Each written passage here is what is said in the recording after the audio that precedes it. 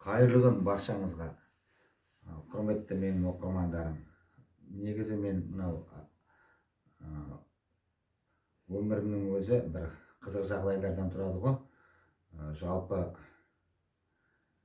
кейде бір қызық түстер көресің, бір отбасында отырып естелік әңгімелер айтып отырамыз. Соның бір куәсі осы бүгін ғана Facebook жаңа TikTok парақшаларына салған, күліп отырғанымыз, көзден жас шығады кейде. Қуаныштың жалпы жылағанды жұбатамыз, жұбатып отырып күлдіреміз. Бұның бәрі өмірден алған нәрселер, менің өмірімдегі бір қызық жағдай. Соны жаңағы көпшілігі бізде күлейік, айта отыр шаш деген соң айтайын бірен сараңын. Бір күні осы қыстың мезгілі, таң бозарып батқан жоқ әлі. Сағат сол 5-тен кеткенде ме екен, таңғы сыртқа шықтым.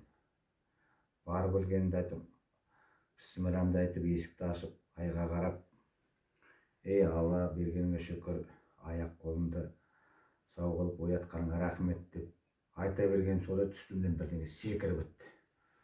Қорқып кеттім кәдімгідей.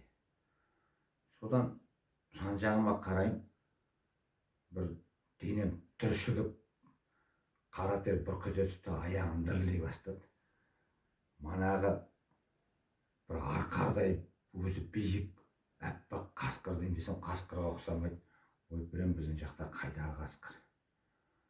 Ана бәле дейтін, одан сайын секіріп, ана жерге барып алдыма тұрды. Бір қарасам, бір айдың сәулесі жарығы түсіп тұрған жерге барып тұрды. Енді өзім қорқып баратын, тілі кетті. Не істесем екен деп. Барып өлген бісмілләмді қылып аламын, бәрін айтып жатыр. Қозғалмайды, бір жерге барып тұрды да қалды. Менің жүретін қалым жоқ, қара тер бұрқ ете түсті. Денем тітіркеніп кетті. Жайлап үйге кіріп, ұйықтап жатқан жолдасымды Нұргүлді ояттым. Нұргүл жайлап тұр енді. Не болды? Ұсқының бозарып кетті ғой дейді. Сыртта шайтан бар. Пері келді. Әкем марқұм Қалел Белжас айтады, Қанкөлде тұрғанда Қази деген ақын көршісі болды. Перінің қызымен жүрген деп, перге көзінен тіке қарамайды деп. Ол есіме түсіп кетті ме, одан сайын қорқам.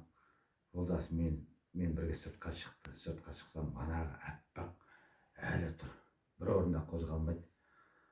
Ол да бісмілләсін айтып жатыр. Сосын айттым, ай ол дейтін, мұсылманша түсінбейді. Бұл жақта өзге ұлттар, жаңа христиандар, ол дейтін енді бұған орыстың перісі болды ғой деп. Кинодан көргенімізді айтып, во имя Отца и Святого Духа, Господи, помилуй деп, ана қорына қозғалып кеттік. Одан сайын қара тер бұрқ ете түсті, көрдің бе мынау пері болды деп. Жолдасым одан сайын қорықты.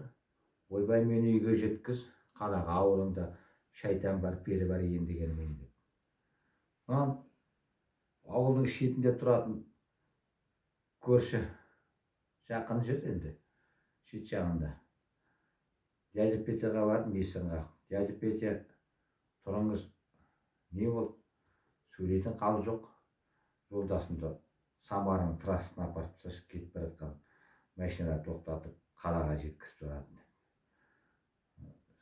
Ол кісі енді жақсы кісі, қалбалақтап алып тұрып, машинасын қыздырып, қыстың күні күн аязға қарамай, жолдасымды апарып машинаға мінгізіп жіберді.